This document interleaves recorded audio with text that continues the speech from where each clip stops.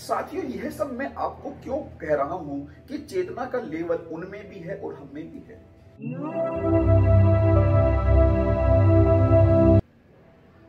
साथियों, हम लिविंग और नॉन लिविंग, सजीवता और निर्जीवता, जन्म और मृत्यु से भली भांति परिचित हैं। हम जन्म लेते हैं और मृत्यु को प्राप्त हो जाते हैं। हम सब इसी काल चक्र के अंदर घूमते रहते हैं, जन्म और मृत्यु, मृत्यु और जन्म। और हम ही नहीं, हम अपने आसपास इस पूरी प्रकृति में जो भी देखते हैं वह उत्पन्न होता है और विनाश को प्राप्त करता है। उसका जन्म होता है और एक लंबे अंतराल के बाद उसका अंत निश्चित है। और न केवल हमारे आसपास बल्कि यह पूरी प्रकृति भी इसी काल चक्र के अंदर समाहित है। यह प्रकृति भी उत्पन्न होती है और इसका विनाश होता है। और यह जो उत्पत्ति और विनाश के तत्व होते हैं, इन सबको भगवान श्री कृष्ण ने श्रीमद् भगवद गीता के अध्याय 8 के श्लोक 4 में अधिभूत कहा। साथियों, यह जो उत्पत्ति और विनाश है, हम केवल इसी से परिचित हो ऐसा नहीं है। हम इमोर्टैलिटी, हम अमरता को भी जानते हैं। हाँ, इस उत्पत्ति और विनाश का हमें अनुभव होता है, लेकिन उस इमोर्टैलिटी का हमें कोई अनुभव नहीं हुआ होता।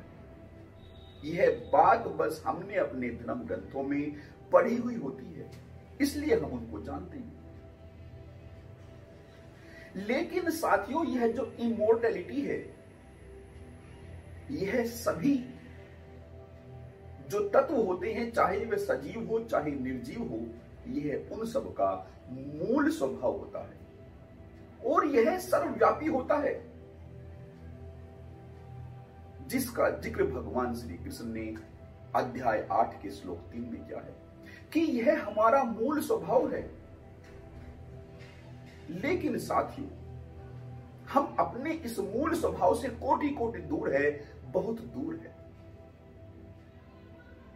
और यह जो दूरी है, इसकी जो हमें यात्रा करनी होती है, इस यात्रा को ही अध्यात्म कहते हैं। साथियों, हम अपने आसपास की इस प्रकृति को समझते हैं, उसमें होते हुए बदलावों को महसूस करते हैं, क्योंकि हम चैतन्य हैं, हम कॉन्शियस हैं।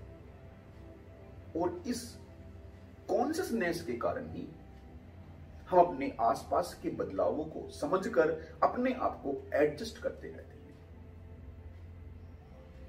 और इस भांति से जो हम अपनी चेतना को एक मार्ग प्रदान करते हैं, हम अपनी चेतना को जिस भांति से ऊपर उठाते हैं या नीचे गिराते हैं, हमारी वह चेतना का लेवल ही हमारे कर्मों को निर्धारित करता है।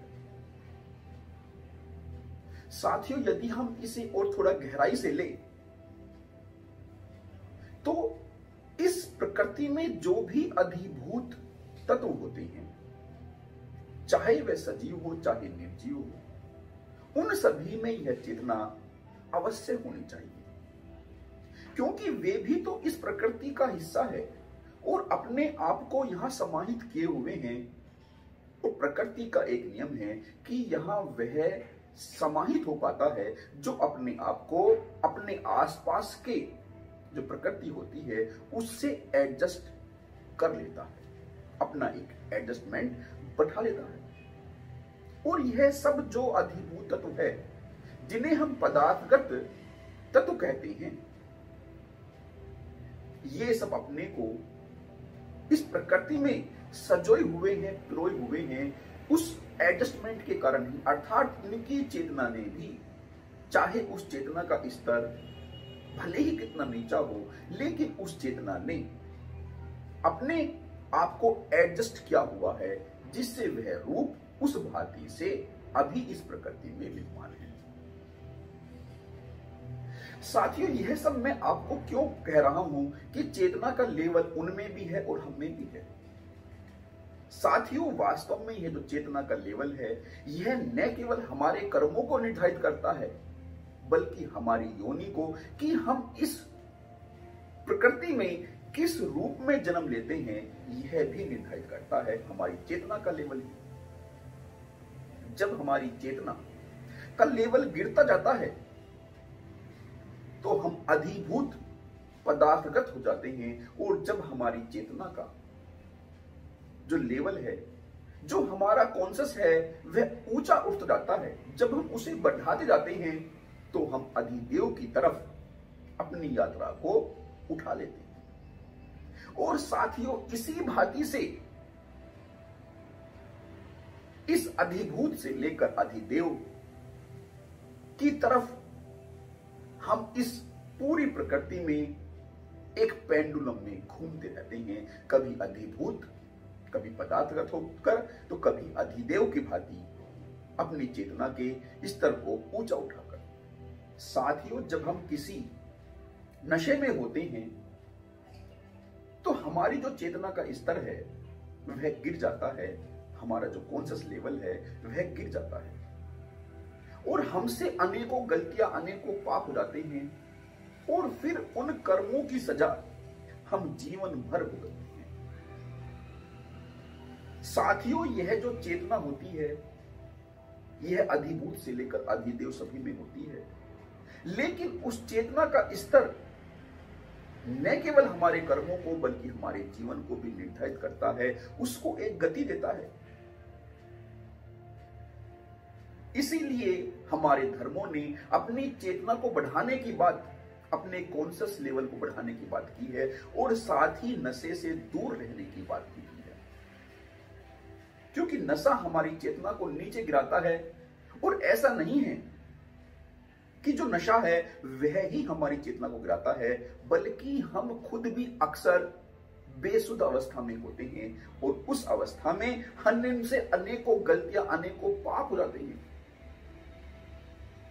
और फिर वे परिणाम हमारे लिए जीवन भर एक सजा बन जाते हैं।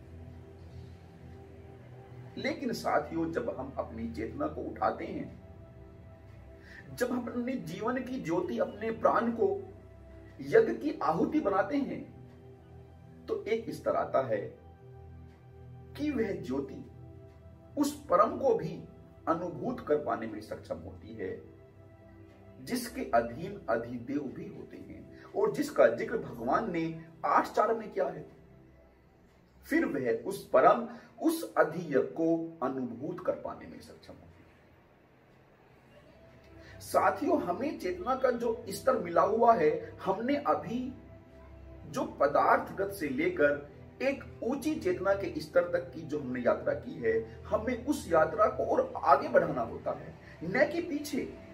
हमें अपने लेवल को और आगे बढ़ाना होता है, अपनी चेतना को उस दिशा में ले जाना होता है, ताकि हम उस परम को, उस परम मोक्ष को अनुभूत कर पाए।